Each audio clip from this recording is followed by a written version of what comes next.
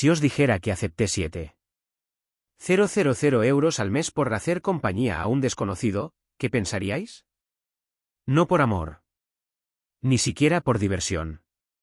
Solo para ayudar al hijo del jefe a recuperar las ganas de vivir. Lo sé. Suena a película barata. Pero lo que empezó como un acuerdo discreto se convirtió en algo que no vi venir. Algo real y peligroso. Porque hay una cosa que nunca te dicen cuando te pagan por interpretar un papel, a fuerza de fingir. A veces terminas creyéndotelo. Y él también. O eso creía yo. Era un martes por la mañana, de esos días en que la rutina te aplasta antes de que el café se enfríe. Al mirar mi cuenta bancaria en el móvil, pensé que era un error. 15.000 euros. 15.000. El doble de lo que ganaba en un año como auxiliar administrativo en Exportaciones Serrano, una empresa de importación que olía a papel viejo y sueños caducados. Actualicé la aplicación 3 veces, convencido de que era un fallo, pero no, el ingreso estaba ahí. Realizado a las 3:47, con una nota escueta, anticipos señor Serrano. El corazón me dio un vuelco. El señor Serrano, el director general, al que apenas veíamos, siempre encerrado en su despacho del último piso, había soltado una fortuna en mi cuenta. Y yo, Darío, 32 años, un tipo corriente con el alquiler atrasado y facturas acumulándose como reproches, estaba perdido. Un correo llegó justo después, firmado por él. Directo, sin rodeos, Darío, venga a mi despacho a las 2. ¿Solo? Sin explicaciones, sin contexto.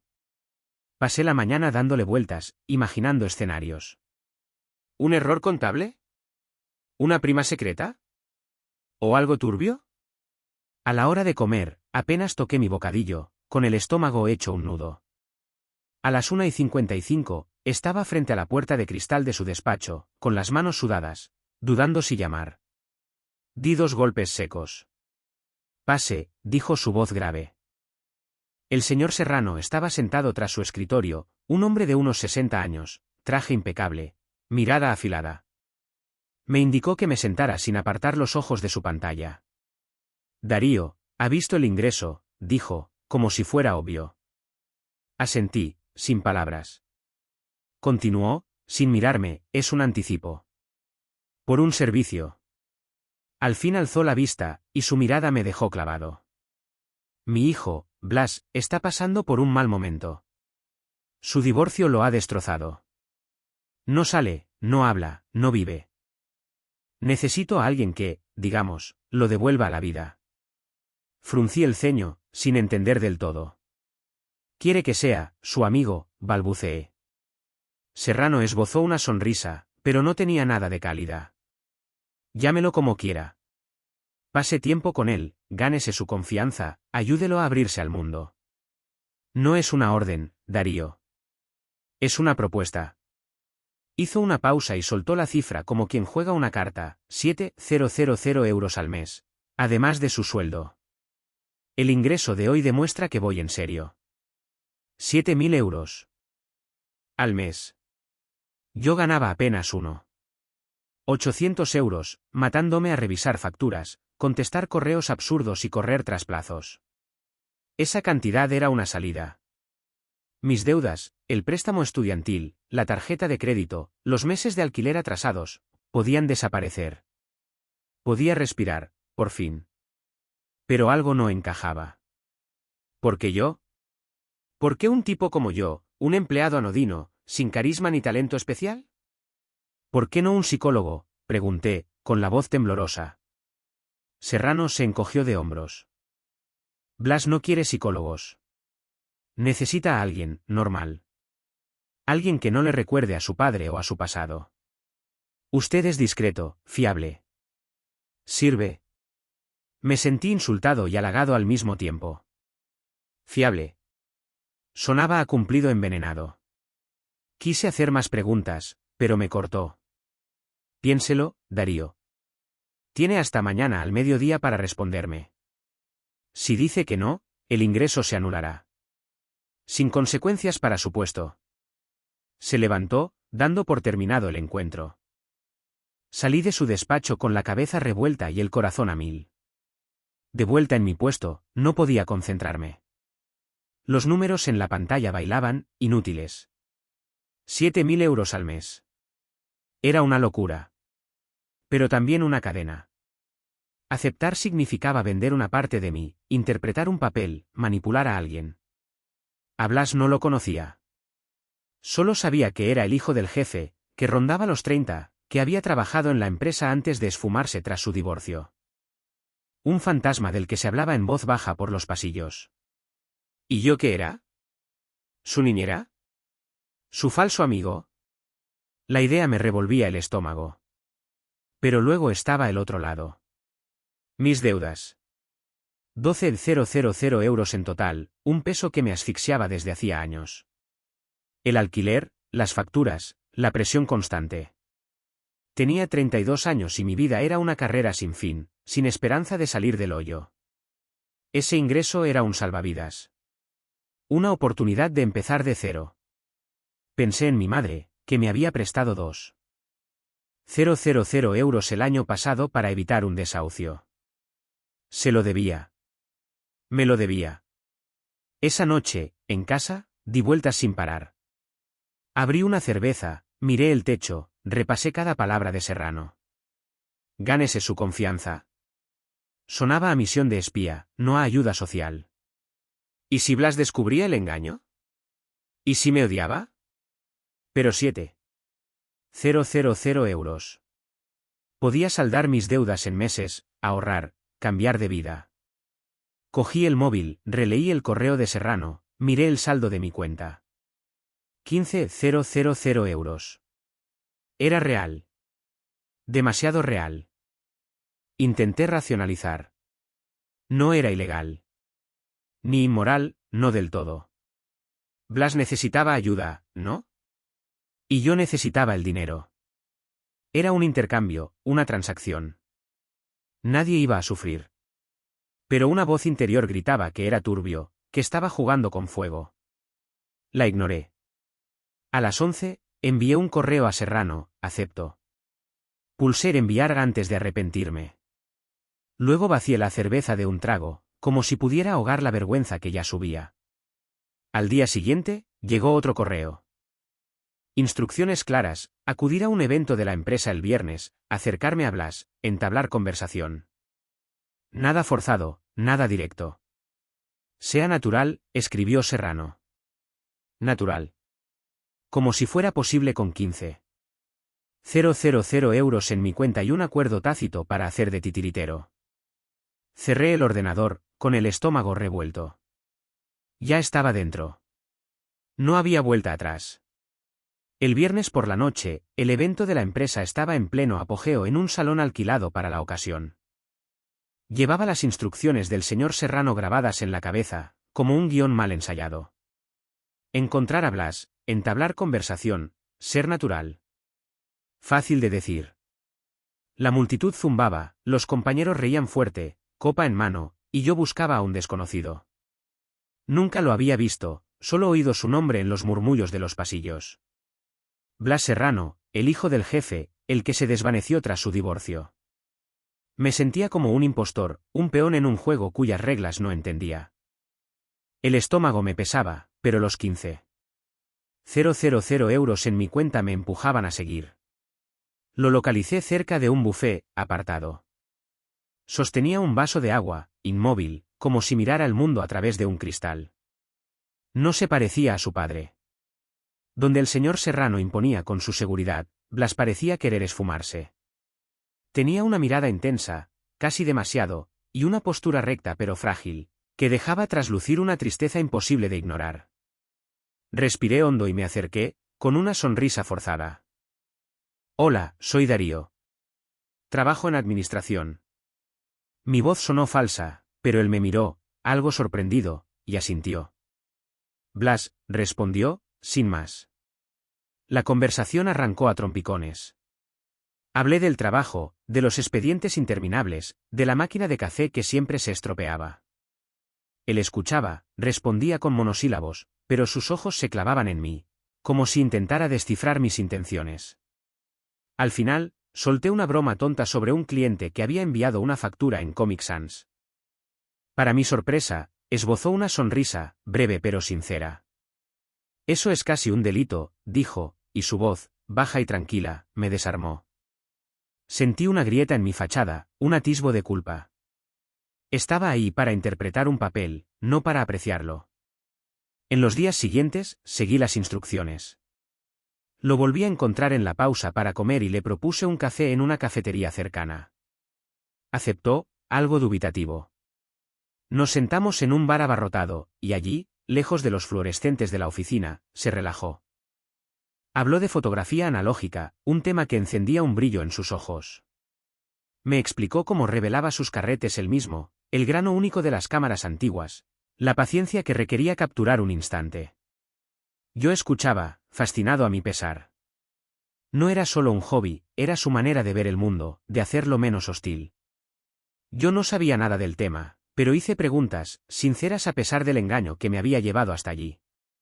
Empezamos a vernos con regularidad. Una exposición en una galería pequeña de Malasaña, un paseo por el Retiro un sábado por la tarde. Cada vez, descubría un poco más de Blas. Era brillante, capaz de hablar de arte, de historia, de música, con una precisión que me dejaba sin palabras. Pero siempre había una sombra, una reserva, como si cargara con un peso que no compartía. Me sorprendía queriendo entenderlo, queriendo que confiara en mí. Y ahí estaba el peligro. Porque cuanto más tiempo pasaba con él, más me encariñaba. Su risa, rara pero franca, sus silencios pensativos, su manera de detenerse a observar un detalle, una hoja cayendo, un reflejo en el estanque, me llegaba. Ya no era solo un empleado cumpliendo órdenes. Era Darío, un tipo que empezaba a sentir algo real. Pero la verdad siempre me alcanzaba. Cada ingreso de 7.000 euros, puntual como un reloj, era un recordatorio brutal. Me pagaban por estar ahí, por fingir ser su amigo, por devolverle la vida a Blas. Y él no sabía nada. Cuando me hablaba de sus dudas, de sus ganas de retomar la fotografía más en serio, sentía una punzada en el pecho. Él confiaba en mí, y yo lo traicionaba con cada palabra. Empecé a dormir mal, a despertarme sudando, a preguntarme cómo salir de aquel embrollo. ¿Decirle la verdad? Imposible. Me odiaría. Y, aún así, callar era peor. Cada sonrisa que me dedicaba, cada momento en que bajaba la guardia, me hacía sentir más culpable. Estaba atrapado, dividido entre lo que sentía y lo que había prometido. Una noche, tras una exposición, caminamos sin rumbo. Me habló de una vieja cámara Leica que había encontrado en un mercadillo de El Rastro, un tesoro que quería restaurar. Su voz vibraba con una pasión que me encogía el corazón. Estuve a punto de contárselo todo, ahí, en esa acera, bajo las farolas. Pero las palabras se me atragantaron. Sonreí, asentí y seguí interpretando mi papel. Al llegar a casa, me quedé mirando el techo, con el ingreso de ese mes quemándome en la bandeja de entrada. Había pagado parte de mis deudas, pero ¿a qué precio? Blas ya no era una misión. Era alguien que me importaba. Y yo era un mentiroso, atrapado por mis propias decisiones. Las semanas pasaron volando, y lo que empezó como una misión se convirtió en algo vivo, peligroso. Blas y yo pasábamos cada vez más tiempo juntos, y cada momento compartido agrandaba el abismo entre lo que sentía y la mentira que me había llevado hasta él. Un sábado, me propuso ver su taller de fotografía, un lugar del que hablaba con una pasión casi sagrada. Acepté, con el corazón acelerado, consciente de que cada paso me acercaba más a él y me alejaba de la verdad. El taller era un espacio crudo, impregnado de olores a químicos y con viejas cámaras alineadas como reliquias. Blas me enseñó su proceso, sus manos manejando los carretes con la precisión de un relojero. Hablaba del revelador, del fijador, de la magia de ver surgir una imagen bajo la luz roja. Yo estaba fascinado, no solo por la técnica, sino por él. Su voz, normalmente tan contenida, cobraba vida, y sus gestos dejaban ver una pasión que parecía devolverle el pulso. Me sorprendí sonriendo, haciendo preguntas, queriendo entender ese mundo que era el suyo. Pero a cada instante, la verdad me corroía. Estaba allí por una razón que él desconocía, y ese pensamiento me quemaba. Ese día, abrió una caja de fotos. Entre ellas, una imagen en blanco y negro de un puente bajo la lluvia, borrosa pero extrañamente viva. Es una de mis favoritas, dijo, con una sonrisa tímida. Luego, sin previo aviso, cambió de tono. La hice justo antes de que todo se derrumbara. Hizo una pausa, y por primera vez habló de su exmarido. Sin dar nombres, solo fragmentos. Una relación de 5 años, promesas rotas, una traición que lo dejó destrozado. Me mintió durante meses, murmuró, con los ojos fijos en la foto. Creía que lo compartíamos todo, pero él vivía otra vida. Su voz temblaba, cargada de dolor, y cada palabra era un puñal. Porque yo también lo estaba traicionando. No de la misma manera, pero el resultado era idéntico. Mentía sobre por qué estaba allí, sobre qué me había llevado a entrar en su vida. Quise decir algo, lo que fuera, para aliviar su dolor, pero la garganta se me cerró. Solo solté un, lo siento, débil, inútil. Él se encogió de hombros, como queriendo espantar el recuerdo, pero sus ojos brillaban demasiado. Seguimos hablando, ordenando fotos, pero el ambiente había cambiado. Algo más profundo se había instalado entre nosotros, una conexión que no había previsto. Y que no merecía. Esa noche, tras una cena improvisada en un bar de Lavapiés, caminamos hasta tarde.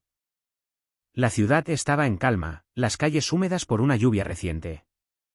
Hablábamos de todo y de nada, pero había una tensión nueva, una corriente que sentía pero no podía nombrar. En un momento, nos detuvimos cerca de un puente, el mismo de su foto. Él rió, una risa suave, diciendo que era una señal. Nuestras miradas se cruzaron, más tiempo del habitual. El corazón me latía fuerte, y vi en sus ojos un destello, una mezcla de esperanza y miedo. Nos acercamos, casi sin darnos cuenta.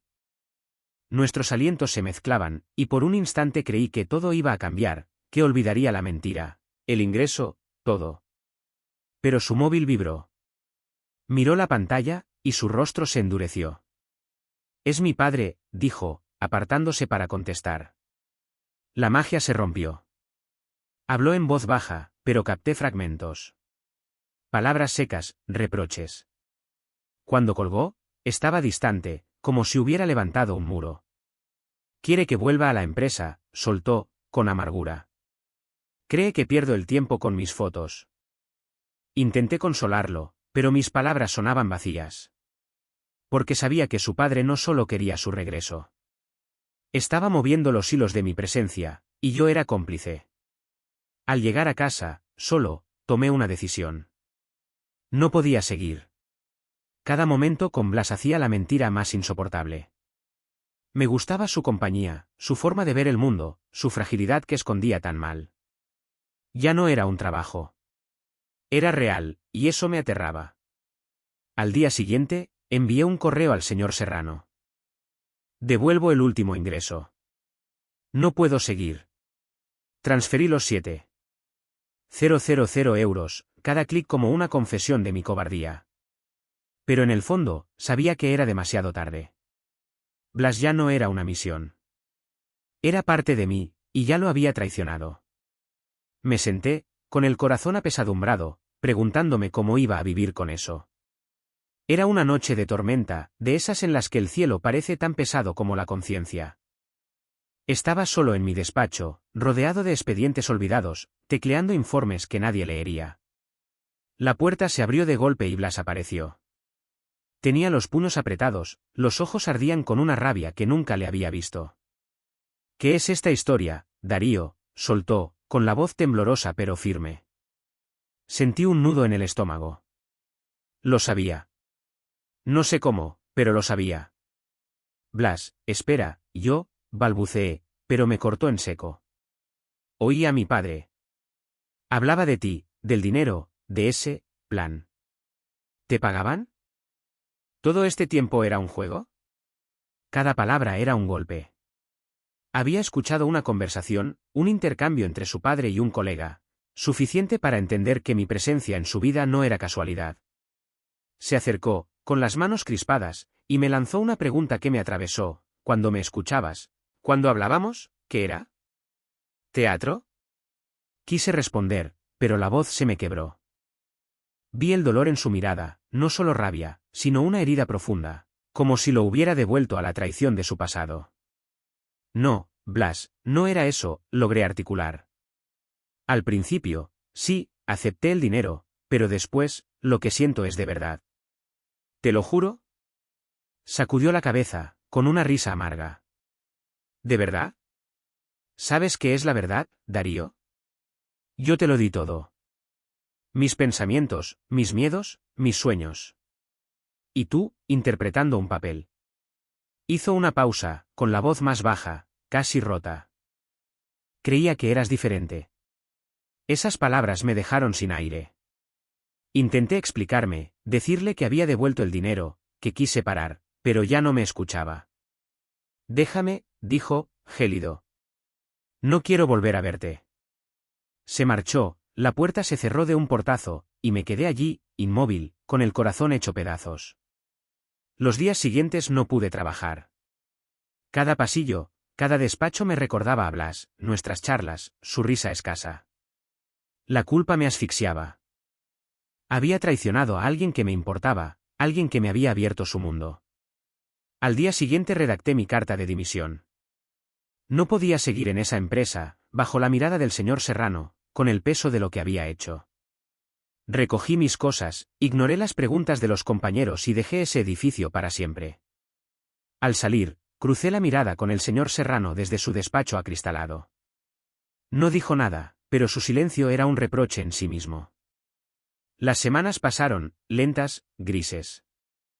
Encontré un trabajo temporal en una pequeña agencia, lejos del universo de exportaciones Serrano. Mi nuevo piso era modesto, apenas amueblado, pero era un refugio. Vivía con lo justo, con las deudas aún acechándome como una sombra. Cada noche, pensaba en Blas, en lo que pude haber dicho, en lo que debía haber hecho. Lo había estropeado todo. Me preguntaba si él pensaba en mí, si me odiaba o si ya me había olvidado.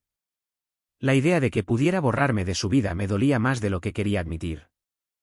Una tarde, bajo una lluvia torrencial, llamaron a mi puerta. Abrí, pensando en un vecino o un repartidor, pero era él.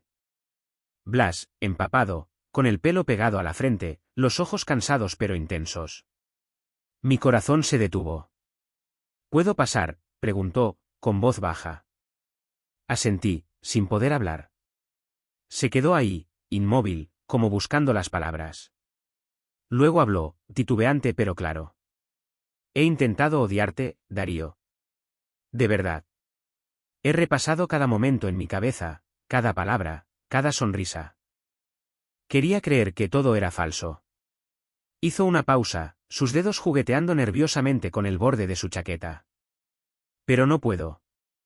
¿Por qué? Tus gestos, tu forma de escucharme, de hacer preguntas, eso no podía ser solo actuación. No todo. Su voz temblaba, y sentí mis ojos humedecerse. Blas, lo siento tanto, murmuré. Quise decirte la verdad, pero tenía miedo de perderte. Lo que siento es real. Siempre lo ha sido, aunque empezara mal. Me miró, mucho rato, como si sopesara cada palabra. Luego asintió, apenas. No sé si puedo perdonarte. Todavía no. Pero estoy aquí. Eso significa algo, ¿no? Nos quedamos en silencio, con la lluvia repiqueteando fuera. Por primera vez en semanas, sentí un destello de esperanza, frágil, pero real. No se había ido. No del todo. Tras aquel día lluvioso, Blas y yo decidimos empezar de cero. Sin secretos, sin manipulaciones. Solo nosotros dos, frente a la verdad, por frágil que fuera. No era fácil. Cada conversación era un baile cauteloso, un paso hacia la confianza, otro hacia el miedo a estropearlo todo. Pero nos aferrábamos, como dos náufragos que se niegan a soltar su balsa. Pasábamos horas hablando, a veces de nada, a veces de todo, para aprender a conocernos sin el peso de la mentira. Yo le contaba mis apuros, mis deudas, mis dudas. Él escuchaba, hacía preguntas, y poco a poco veía sus muros desmoronarse. Una noche, me dijo que iba a hablar con su padre. No puedo seguir viviendo bajo su sombra, afirmó, con la voz firme pero las manos temblorosas. Quise acompañarlo, pero se negó. Esto lo tengo que hacer yo.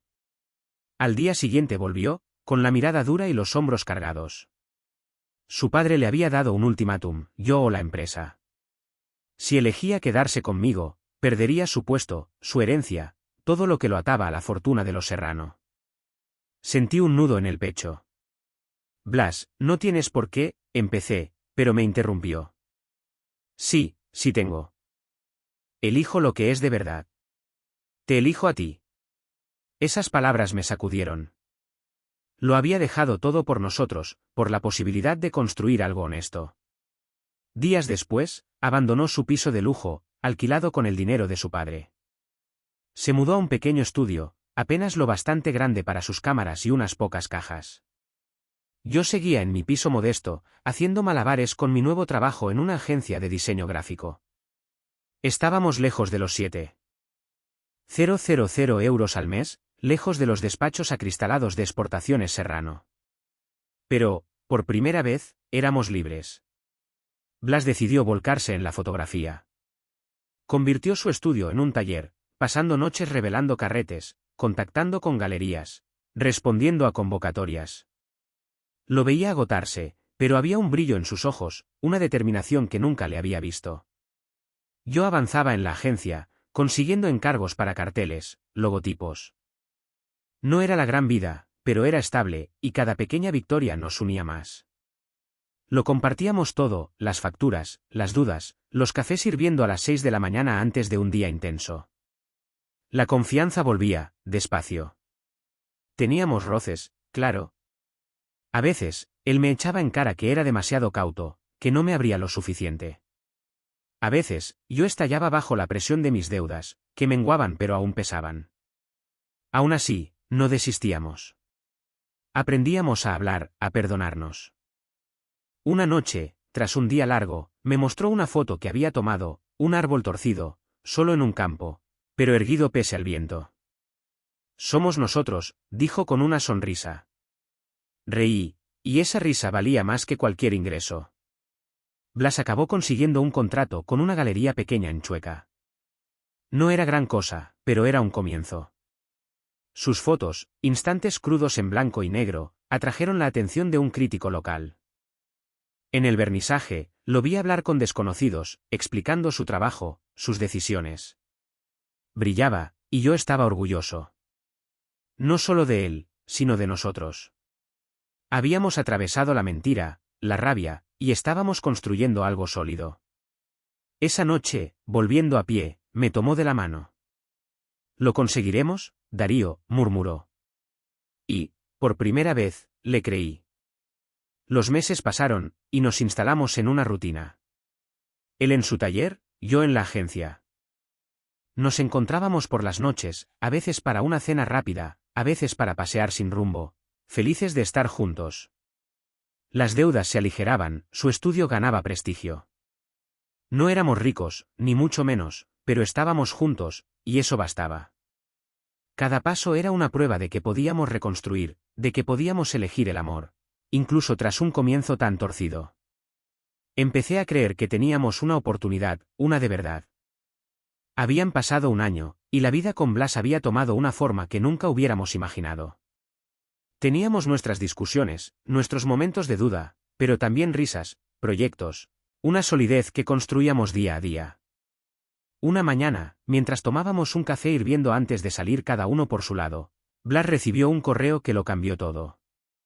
Era una oferta de su padre, o más bien de la empresa. Querían que volviera, no como un peón, sino para dirigir un nuevo departamento dedicado a la preservación cultural, un proyecto que mezclaba arte, patrimonio y fotografía. La idea parecía hecha a su medida, pero el nombre de Exportaciones Serrano pesaba mucho. Dejó el móvil, pensativo. ¿Qué opinas?, me preguntó, buscando una respuesta en mis ojos. Dudé. Volver a la empresa era sumergirse de nuevo en el mundo del señor Serrano, en los recuerdos de su plan retorcido. Pero Blas ya no era el mismo. Había crecido, había luchado por su taller, por nosotros. Si puedes hacerlo a tu manera, ¿por qué no?, respondí, cauto. Asintió, decidido. Voy a poner mis condiciones.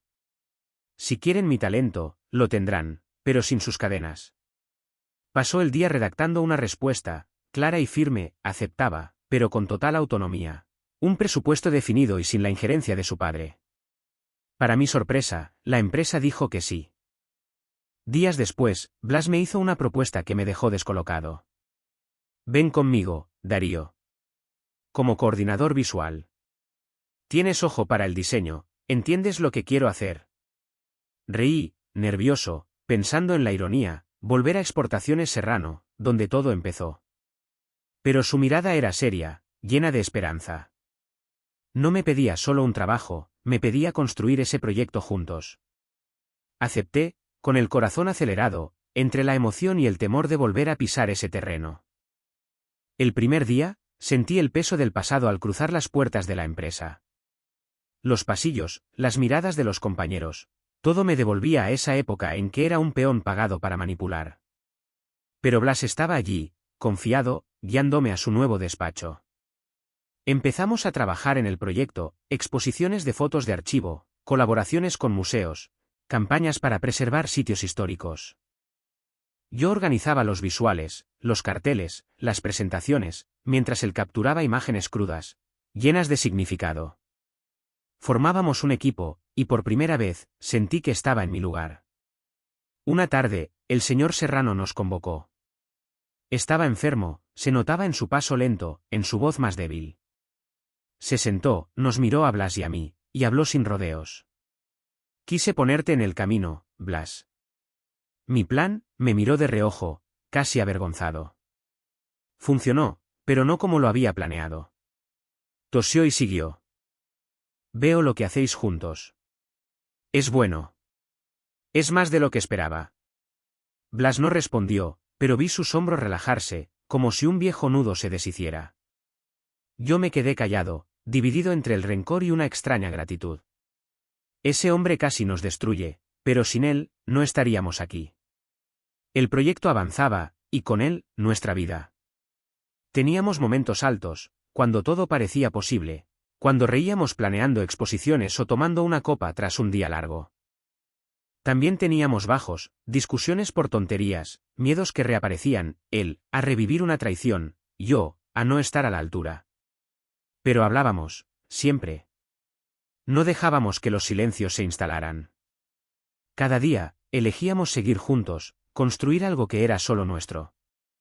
Lo que empezó con una mentira se había convertido en el amor más verdadero que había conocido.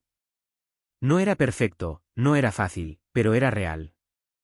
Trabajábamos codo con codo, nos apoyábamos, aprendíamos a ser vulnerables. Una noche, tras una reunión tardía, Blas me tomó de la mano al salir. Somos más fuertes que todo esto, ¿verdad?, murmuró.